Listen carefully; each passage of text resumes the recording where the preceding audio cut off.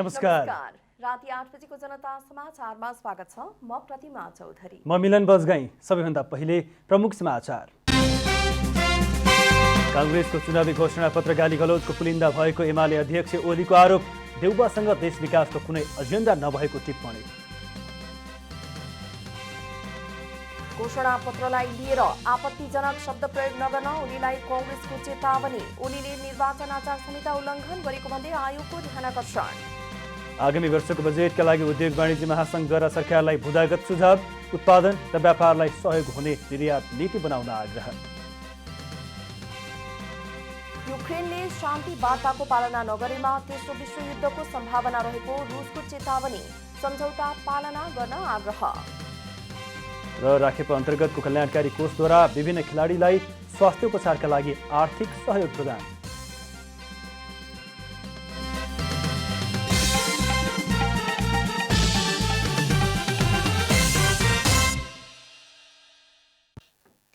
अब पुरा समाचार।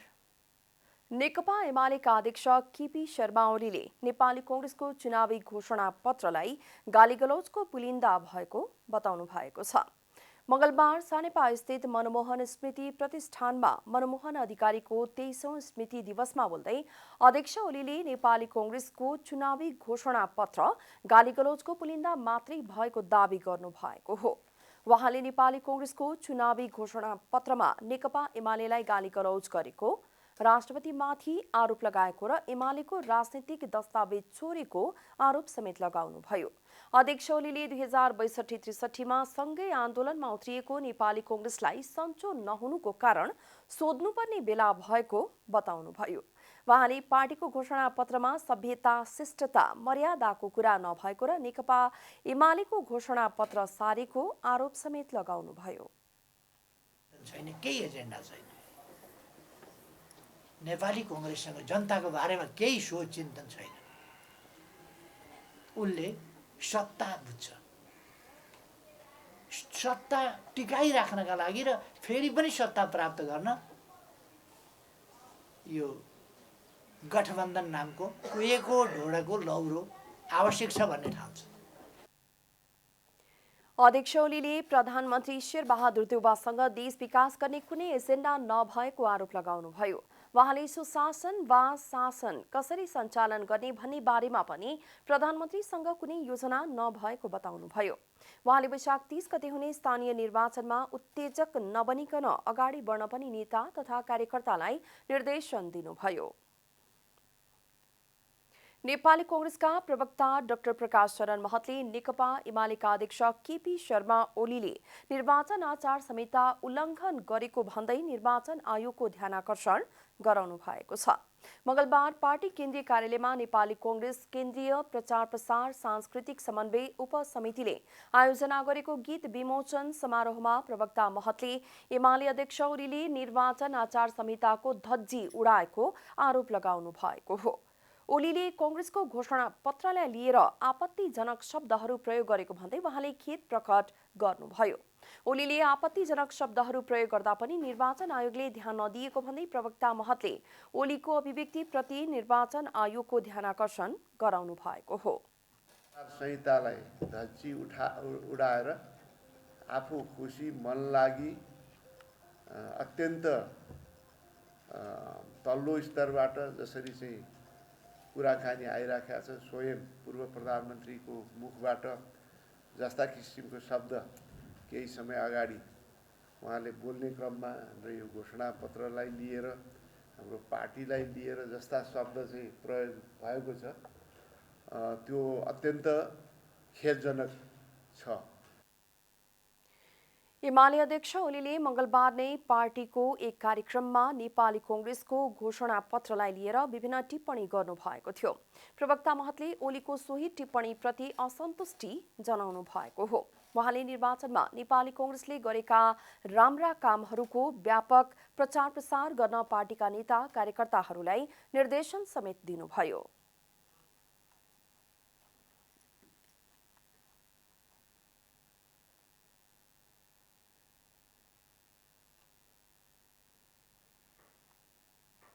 सत्तारूढ नेकपा माओवादी केन्द्रका प्रमुख सचेतक देव गुरुङले सत्तारूढ दलहरूले स्थानीय तह निर्वाचनका लागि आफू घुसिदिएको उम्मेदवारी हटाउन सबै ठाउँमा पहल भइरहेको बताउनु भएको छ। सत्तारूढ दलहरूबीचको सहमति विपरीत पनि स्थानीय तह निर्वाचनमा उम्मेदवारी मनोनयन भएको उल्लेख गर्दै प्रमुख सचेतक गुरुङले त्यसलाई हटाउन सक्दो पहल र प्रयास भइरहेको बताउनु भएको हो। उहाँले मनोनयनमा परेकाहरूबाट पनि सहमतिमै उम्मेदवार कायम गर्न सत्तारूढ दलहरूबीच सहमति नभए पनि एमाले प्रति संकेत गर्दै प्रतिगमनकारी संविधान विरोधी शक्तिलाई हावी हुन नदिन आफूहरू सचेत रहेको बताउनुभयो। मंगलबार काठमाडौँमा आयोजित एक कार्यक्रममा बोल्दै प्रमुख सचेतक गुरुङले एमालेले प्रतिगमनकारी पश्चागमनकारी कदम चालेकाले त्यसलाई रोक्न यथास्थितिवादी कांग्रेससँग गठबन्धन बनाउनु परेको तर्क समेत गर्नुभयो। कार्यान्वयन गर्ने मनोनयन गर्ने प्रक्रिया अगाडि बढेको छ। भलै कतिपय ठाउँहरूमा असहमति हुने दाबी विरोध हुने भए तापनि चाहिँ मोरली त्यो स्तरमा पनि गइरहेको छ। अब वडा स्तरको सहकार्य गर्ने प्रक्रियाहरू चाहिँ अब समयको चाप सबै कुराले गर्दाखेरि चाहिँ सबै वडामा सहकार्य गरेर चाहिँ के अरे मतलब कम्प्लिट भइसकेको छैन चाहिँ। प्रमुख सचेतक गुरुङले केपी ओली नेतृत्वको सरकारले 3.5 वर्षको आफ्नो कार्यकालमा उत्पादनमूलक क्षेत्रमा लगानी नगरेको कारण मुलुकको आर्थिक अवस्था कमजोर बनेको आरोप समेत लगाउनुभयो। उहाँले उत्पादनमूलक क्षेत्रमा लगानी नहुँदा मुलुकमा आयातित वस्तुहरूमा लगानी गर्न बाध्य हुनुपर्ने अवस्था आएको पनि स्पष्ट पार्नुभयो।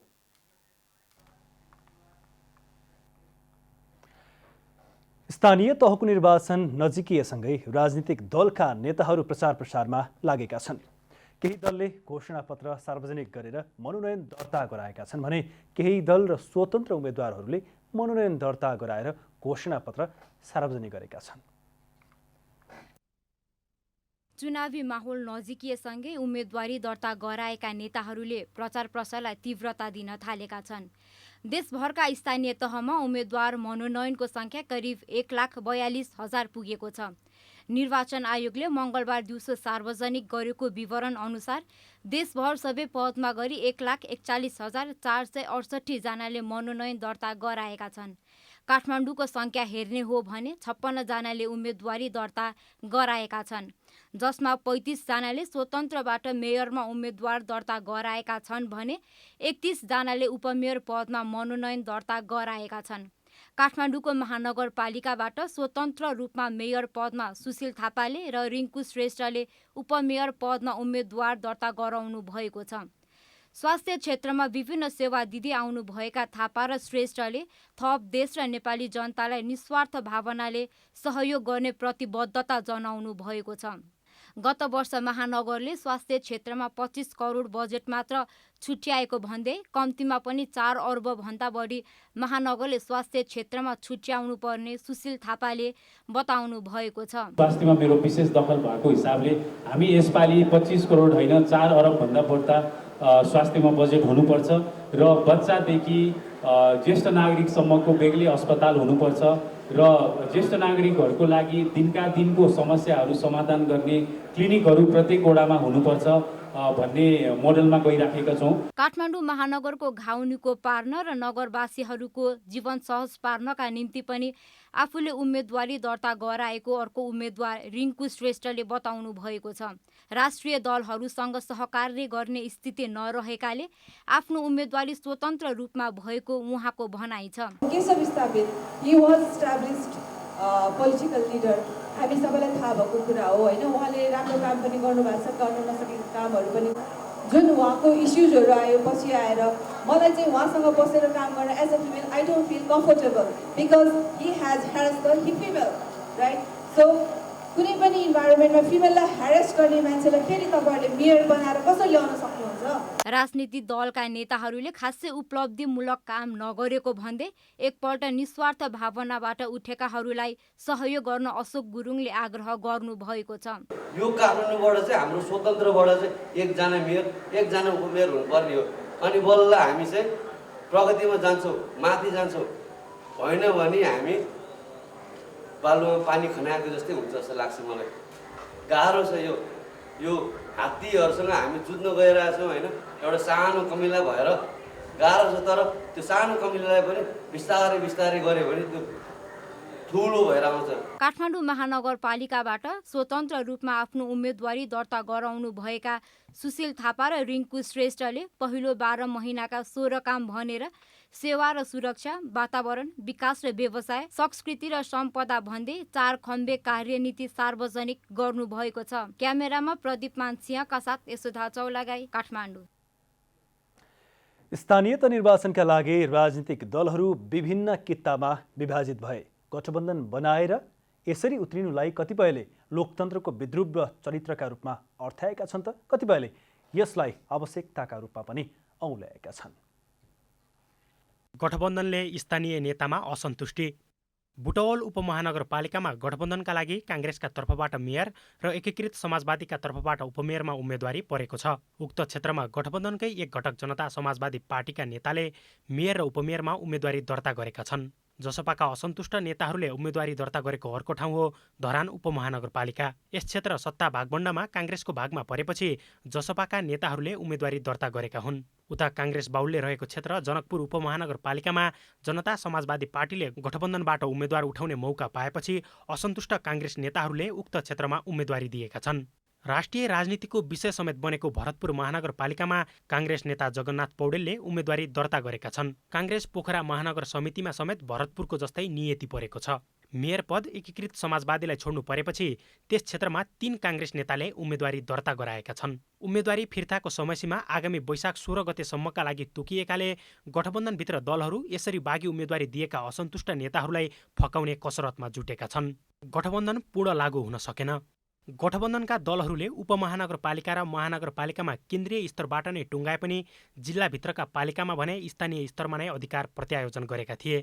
जिल्लाभित्रका पालिकामा कतै एकल त कतै 2 दलबीच मात्र गठबन्धन बन्दा अर्को दल छुटेको छ। जिल्लाका सबै पालिकामा नभए पनि केही पालिकामा मात्रै पनि गठबन्धन गरेका छन्। प्युठानको झिमरुक गाउँपालिकामा एमाले र माओवादी केन्द्रबीच चुनावी तालमेल भएको छ। राप्रपासँग एमालेको भरतपुरमा गठबन्धन हुँदा राप्रपा नेपालसँग भने मकवानपुरमा तालमेल भएको छ। सबैजसो महानगरपालिकामा राप्रपासँग केही मत भए पनि उसले एक्लै लड्ने निर्णय गरेको छ। दमक नगरपालिकामा राप्रपाको चुनावी तालमेल नेकपा एमालेसँग नभएर गठबन्धनसँग छ। गठबन्धनका यी भिन्न रूप गठबन्धनभित्रकै दलहरू बीच पनि छन्।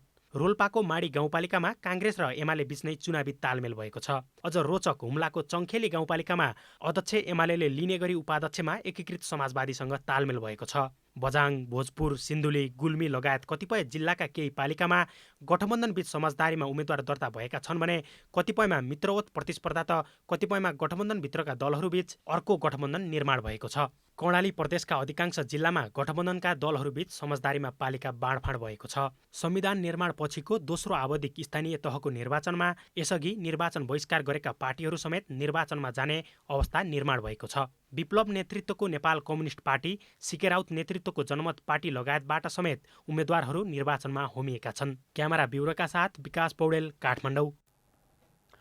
स्थानीय तहको निर्वाचन नजिकिएसँगै समग्र नेपाली राजनीतिक दलहरूले आफ्नो घोषणापत्र सार्वजनिक गरेका छन्। घोषणापत्रमा अधिकांश दलहरूले स्वास्थ्य क्षेत्रलाई पहिलो प्राथमिकतामा राखेका छन्। स्थानीय तहमा नै स्वास्थ्य सेवा विस्तार गर्न मुख्य पार्टीहरू तत्पर देखिएका छन्, तर त्यसको कार्यान्वयनमा भने आशंका छ। नेकपा एकीकृत समाजवादीले स्थानीय निर्वाचन घोषणा पत्रमा जनताको अधिकार, निःशुल्क स्वास्थ्य उपचार शीर्षक दिई 10 बुँदामा स्वास्थ्य क्षेत्रका प्रमुख कुरालाई प्राथमिकतामा राखेको छ। स्थानीय सरकारको बजेटको प्राथमिकतामा स्वास्थ्य उपचारलाई राखिने पार्टीले घोषणा पत्रमा उल्लेख गरेको छ। रोग लागेर उपचार भन्दा रोग लाग्न नदिनका लागि आवश्यक जनशक्ति उत्पादन र स्रोत साधनको विवरणमा सङ्घ र प्रदेश सरकारसँग सहकार्य गर्नेछ। जटिल खालका शल्यक्रिया जस्तै मुटु, मृगौला, कलेजो, मस्तिष्क बाहेकका उपचारहरू स्थानीय अस्पतालबाट निःशुल्क उपलब्ध गराउनुका साथसाथै आधुनिक स्वास्थ्य सेवा पुर्याउने स्थानीय सरकारले प्रतिबद्धता जनाएको छ। सबै पालिकामा अनिवार्य एम्बुलेन्स सेवाका साथसाथै घुम्ती स्वास्थ्य शिविर, मोबाइल नर्सिङ, टेलिमेडिसिनका साथै टोलमा सामुदायिक स्वास्थ्य केन्द्र स्थापना गरी औषधि र जनशक्तिको उचित व्यवस्था गर्ने सरकारको कर्तव्य भएकाले पार्टी पछि नहट्ने दावी गरेको छ। साना टुक्रे योजनामा सङ्घ र प्रदेश समेत योजना पठाउने र त्यो बजेट लथालिङ्ग गर्ने कुराको रोकका लागि, दिगो विकासका लागि एकीकृत समन्वयात्मक योजना अगाडि सारेका छौँ। आधुनिक प्रविधिको उच्चतम प्रयोग कसरी गर्न सकिन्छ भनेर अगाडि सारेका छौँ। जोखिम व्यवस्थापन, भुइँचालो जाने, बाढी पहिरो आउने, विभिन्न प्राकृतिक विपत्ति आउँदाखेरि कसरी समाजलाई पहिलेदेखि नै तयार राख्ने भन्ने कुरा अगाडि सारेका छौँ। त्यस्तै नेकपा एमाले प्रत्येक पालिकामा निर्माणाधीन आधारभूत अस्पताल सम्पन्न गर्ने, प्रत्येक वार्डमा स्वास्थ्य चौकी निर्माण गर्ने बताएको छ। तर उक्त अस्पतालबाट दिइने विशेषज्ञ सेवाको बारेमा भने मौन बसेको छ। यस्तै गरिबी निवारणलाई विशेष कार्य योजनाको रूपमा सञ्चालन गर्ने राप्रपा नेपालले घोषणा पत्र मार्फत जनाएको छ। त्यस क्रममा भोजन, आवास, शिक्षा, स्वास्थ्य र रोजगारी जस्ता 5 मुख्य प्राथमिकता निर्धारण गरी तत्काल कार्यान्वयन सुरु गरिने बताएको छ। त्यस्तै जनता समाजवादी पार्टी जसपाले आफ्नो घोषणा पत्रमा 6 बुँदामा स्वास्थ्य क्षेत्रको कुरा उल्लेख गरेको छ।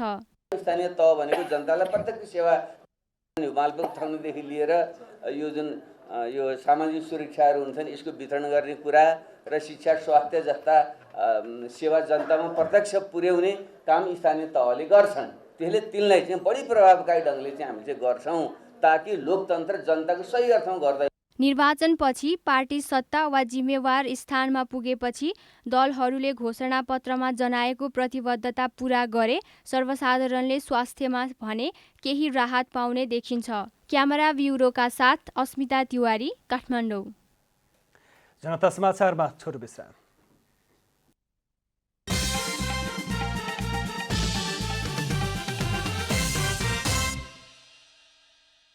जनता समाचारमा अब थप समाचार।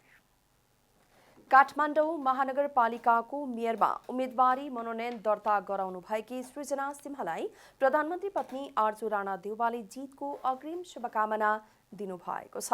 आगामी वैशाख 30 गते हुने स्थानीय तहको निर्वाचनमा काठमाडौँ महानगरपालिकाको गठबन्धनको तर्फबाट मेयरमा उम्मेदवारी दिनुभएकी सिंहलाई राणाले जितका लागि अग्रिम शुभकामना दिनुभएको हो।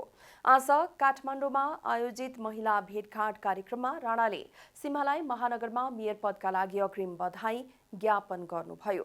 सो क्रममा राणाले महिला नेतृत्वबाटै अब महानगरको मुहार फेर्न सकिने बताउनु भएको छ। कार्यक्रममा काठमाडौँ महानगरपालिकाका उपमेयर हरिप्रभा खड्कीले अब महिलाबाटै विकास सम्भव रहेको बताउनु भएको छ।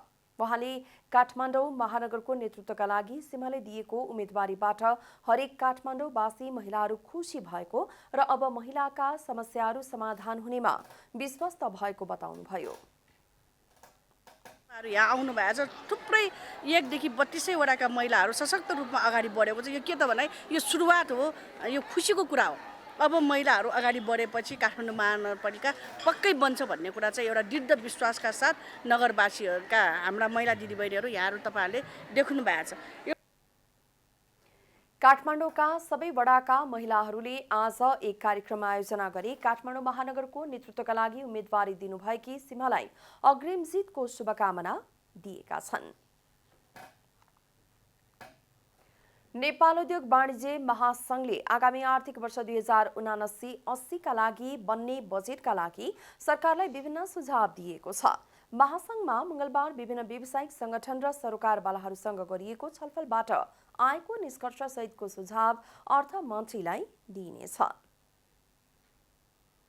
उद्योगी व्यवसायीहरूको छाता संगठन नेपाल उद्योग वाणिज्य महासंघले उद्योग व्यवसायमा रहेका नीतिगत समस्यालाई हल गर्न आगामी आर्थिक वर्ष 2079-80 का लागि बन्ने बजेटका लागि सरकारलाई विभिन्न सुझाव दिएको छ। महासंघले यसअघिको बजेटमा राखिएका नीति तथा कार्यक्रममा समावेश व्यवस्थामा देखिएका कमी कमजोरी र आगामी बजेटमा सुधार्नुपर्ने क्षेत्रबारे बुँदागत रूपमा सरकारको ध्यानाकर्षण गराएको छ। यो निजी क्षेत्रसँगको सहकार्यमा हरेक प्रदेशमा सिप विकास तालिमको प्रोग्राम गराउनुपर्दछ। नगरपालिकाहरूले पनि स्थानीय माग र विदेशको आवश्यकता हेरी सिप विकास तालिम, व्यवसाय सञ्चालनको लागि सचेतनामूलक तालिमहरू सञ्चालन गर्नुपर्दछ।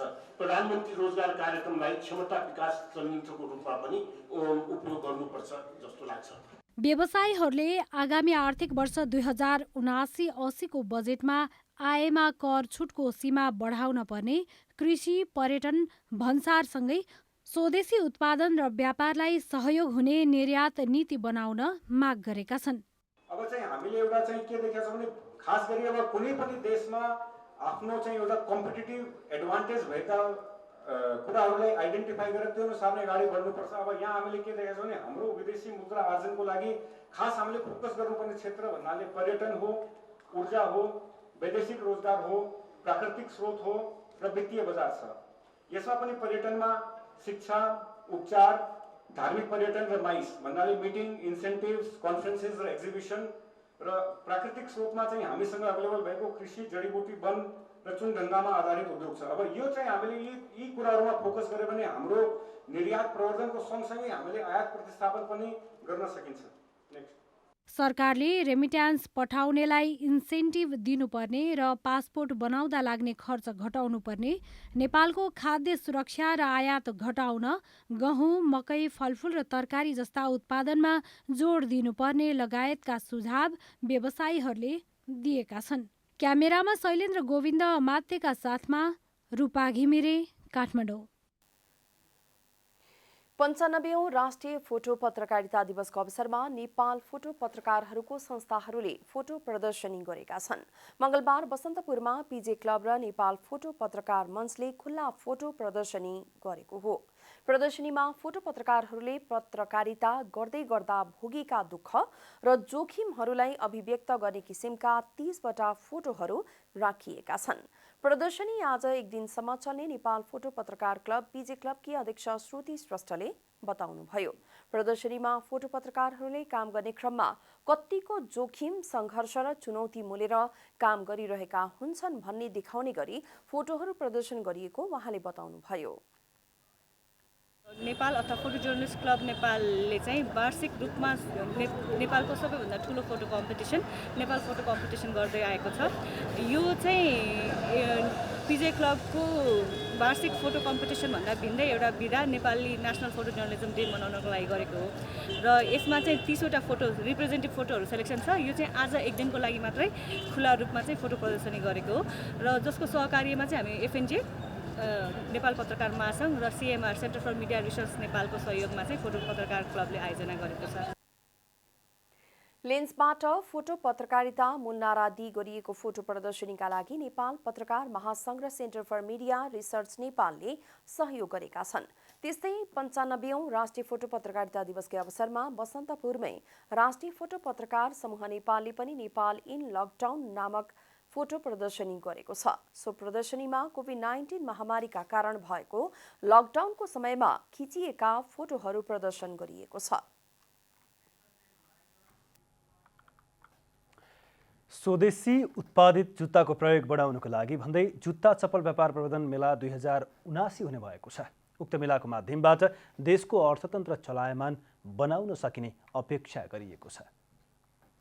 वैशाख 15 गतेदेखि जेठ 8 गतेसम्म footwear manufacturers association of Nepal जुत्ता चप्पल व्यापार प्रवर्धन मेला काठमाडौँको भ्रिकुटी मण्डपमा आयोजना गर्न लागेको हो। फुटवेयरले स्वदेशी उत्पादित जुत्ताको प्रयोग बढाउनको लागि तथा जुत्ता चप्पल व्यापार प्रवर्धन गर्नको लागि मेलाको आयोजना गर्न लागेको जानकारी दिएको छ। संस्थाको अध्यक्ष नानीराज घिमिरेले अहिले बजार बैंकिङ तरलता अभाव तथा अर्थतन्त्रमा नै सङ्कट देखिएकोले अर्थतन्त्र सुधार गर्न सहयोग पुग्ने अपेक्षाले व्यापार मेलाको आयोजना गरिएको बताउनुभयो। उहाँले व्यापार प्रवर्धन मेलाले उद्योगी व्यवसायीहरूलाई थोरै भए पनि राहत मिल्ने आशा रहेको बताउनुभयो।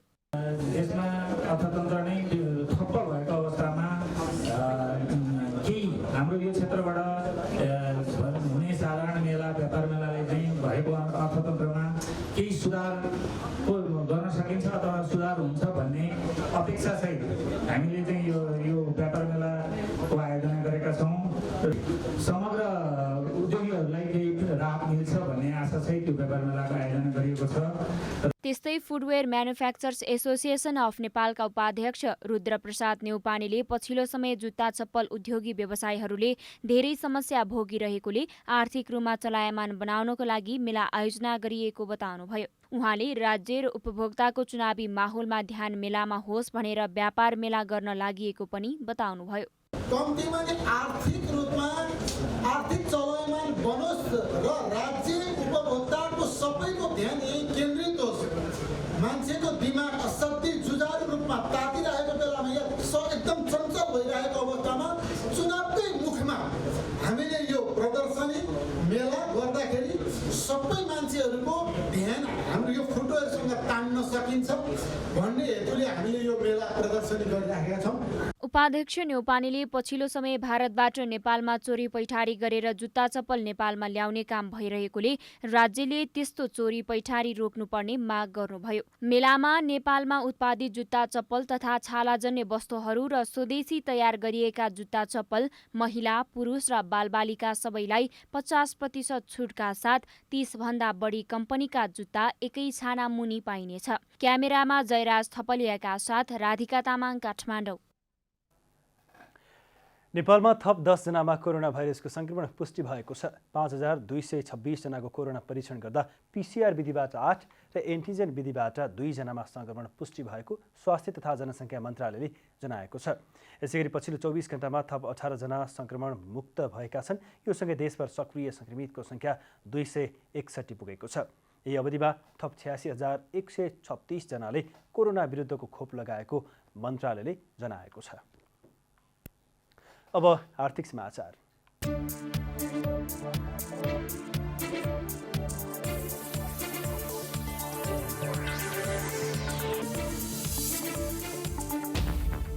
नेपाल राष्ट्र बैंकका गभर्नर महाप्रसाद अधिकारीको मुद्दा मंगलबार हेर्दा हेर्दैमा सकिएको छ। न्यायाधीश सपना मल्ल प्रधान र टङ्कबहादुर मोक्तानको इजलासमा उक्त मुद्दाको सुनवाई सुरु भएको थियो, तर मंगलबार सुनवाई नसकिएपछि मुद्दालाई हेर्दा हेर्दैमा राखिएको हो। यसअघि वैशाख 6 गते न्यायाधीश हरिप्रसाद फुयालको एकल इजलासले गभर्नर अधिकारीमाथि कुनै कारबाही अगाडि नबढाउन अल्पकालीन अन्तरिम आदेश दिएको थियो। न्यायाधीश हरिप्रसाद फुयालको एकल इजलासले गभर्नर अधिकारीमाथि छानबिन समिति गठन गर्नुको कारण माग गर्दै कारण देखाउ आदेश समेत जारी गरेको थियो। 3 वर्षदेखि रोकिएको सवारी चालक अनुमति पत्र लाइसेन्स अब फास्ट ट्र्याक विधिबाट सहज बनाइने यातायात व्यवस्था कार्यालयले जनाएको छ। सवारी चालक अनुमति पत्र लिन चाहनेहरूको ठूलो चाप भइसक्दा पनि सहज तरिकाले लाइसेन्स वितरण गर्न नसकेपछि परीक्षार्थीहरूलाई छिटो र छरितो लाइसेन्स वितरण गर्ने उद्देश्यले फास्ट ट्र्याक विधि अपनाइने भएको हो। यातायात व्यवस्था विभागका अनुसार हाल देशभर 7 लाखको हाराहारीमा लाइसेन्स लिनेको आवेदन परेको छ। उक्त परीक्षार्थीका लागि विभागले 2081 असारसम्मको मिति तय गरेको छ। बागमती प्रदेश मुख्यमन्त्रीको कार्यालय, प्रदेश श्रम रोजगार तथा यातायात मन्त्रालय तथा मन्त्रालय मातहतको यातायात व्यवस्था कार्यालयले नयाँ लाइसेन्सका लागि सेवाग्राहीले अनलाइन फारम समावेशको सुनिश्चित भएको भोलिपल्ट बायोमेट्रिक दर्ता, पर्सिपल्ट लिखित परीक्षा तथा ट्रायल दिने प्रणालीको व्यवस्था गर्ने गरी आवेदन प्रणाली खुला गर्ने गरी तयारी गरेको हो।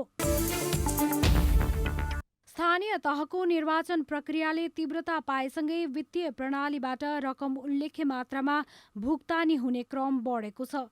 नेपाल बैंकर्स सङ्घका अनुसार वैशाख 2 गतेदेखि 9 गतेसम्म बैंकिङ प्रणालीबाट 10 अर्ब रुपैयाँ घटेको हो। वैशाख 2 गतेसम्म 43 खर्ब 77 अर्ब रुपैयाँ निक्षेप सङ्कलन भएकोमा वैशाख 9 गते 43 खर्ब 67 अर्ब रुपैयाँ कायम भएको थियो। स्थानीय तहका विभिन्न पदका आकांक्षी उम्मेद्वारहरूले कार्यकर्तामा खर्च बढाएकाले पनि बैंकिङ प्रणालीमा रकम कमी भएको विज्ञहरूको बुझाइ छ। चुनावका लागि भनेर बैंकमा राखिएको पैसा चुनाव आएसँगै निकाल्न थालिएपछि बैंकिङ प्रणालीमा पैसा घटेको आशंका गरिएको छ।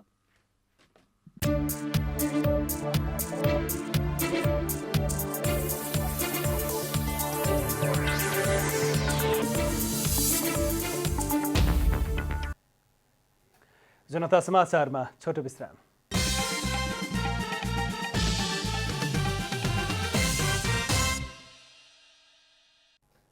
अब खेलकुद समाचार।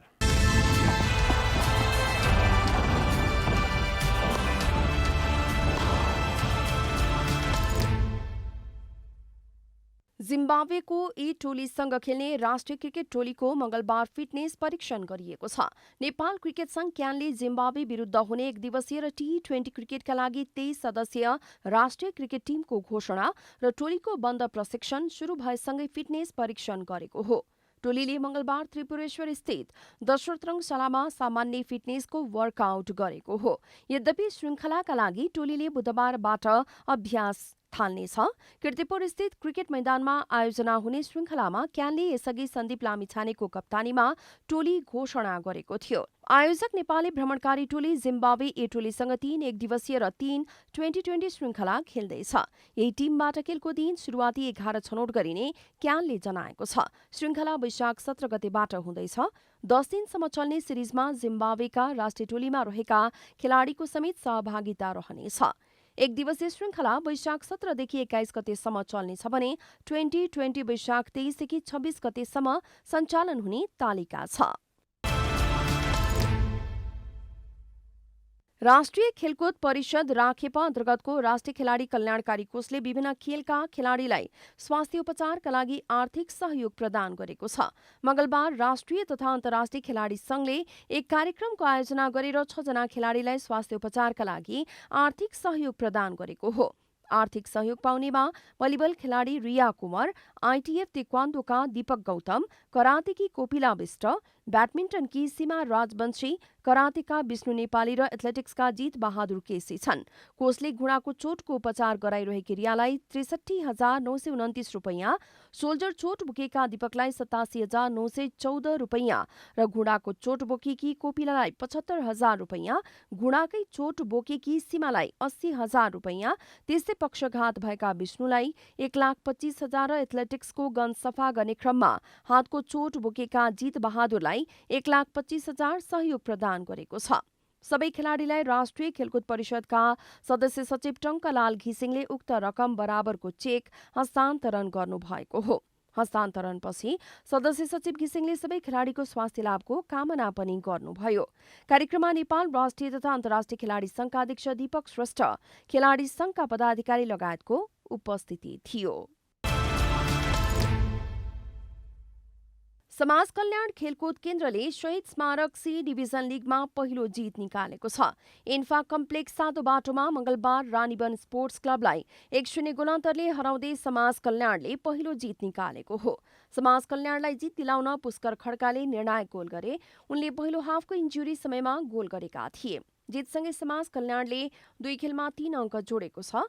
रानीबारीको यो पहिलो हार हो। रानीबारीले 2 खेलमा 3 अङ्क नै जोडेको छ।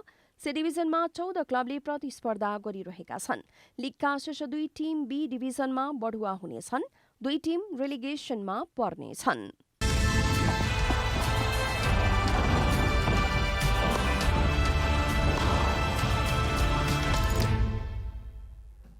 अब मौसम समाचार।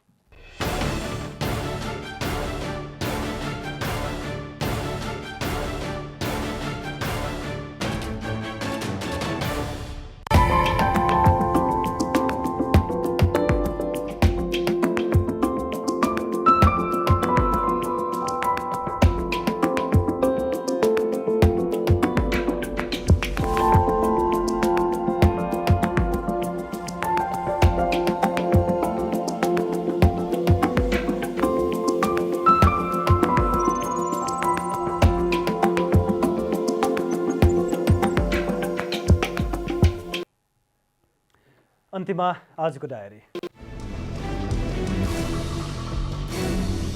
नेकपा एमालेका अध्यक्ष केपी शर्मा ओलीले नेपाली कांग्रेसको चुनावी घोषणा पत्रलाई गाली गलौजको पुलिन्दा भएको बताउनु भएको छ। मंगलबार मनमोहन अधिकारीको 23औं स्मृति दिवसमा बोल्दै अध्यक्ष ओलीले नेपाली कांग्रेसको चुनावी घोषणा पत्रमा नेकपा एमालेलाई गाली गलौज गरेको, राष्ट्रपतिमाथि आरोप लगाएको र एमालेको राजनीतिक दस्तावेज चोरेको आरोप समेत लगाउनुभयो। सत्तारूढ नेकपा माओवादी केन्द्रका प्रमुख सचेतक देव गुरुङले सत्तारूढ दलहरूले स्थानीय तह निर्वाचनका लागि आफू खुसी दिएको उम्मेदवारी हटाउन सबै ठाउँमा पहल भइरहेको बताउनु भएको छ।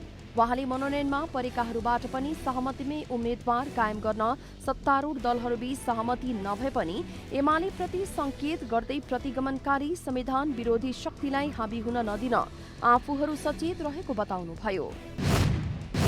नेकपा एमालेका महासचिव शंकर पोखरेलले सत्तारूढ नेपाली कांग्रेस आफ्नो पार्टीसँग चुनावी प्रतिस्पर्धा गर्न नसक्ने अवस्थामा पुगेको दावी गर्नुभएको छ। उहाँले स्थानीय तह निर्वाचनको चुनावमा सत्तारूढ दलहरूले एमालेसँग पराजित हुने डरले चुनावी गठबन्धन गरेको उल्लेख गर्दै एमाले मुलुकको सबैभन्दा ठूलो शक्तिको रूपमा स्थापित भइसकेको जिकिर गर्नुभयो।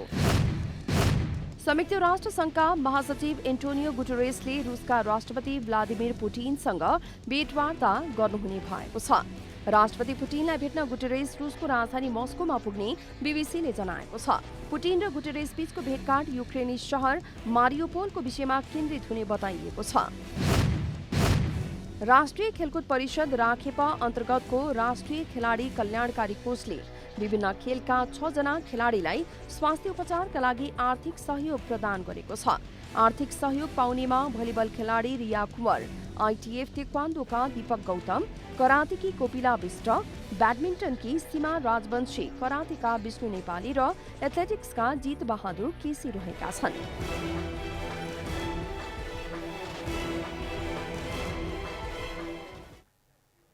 जनता समाचार अहिलेलाई यति नै।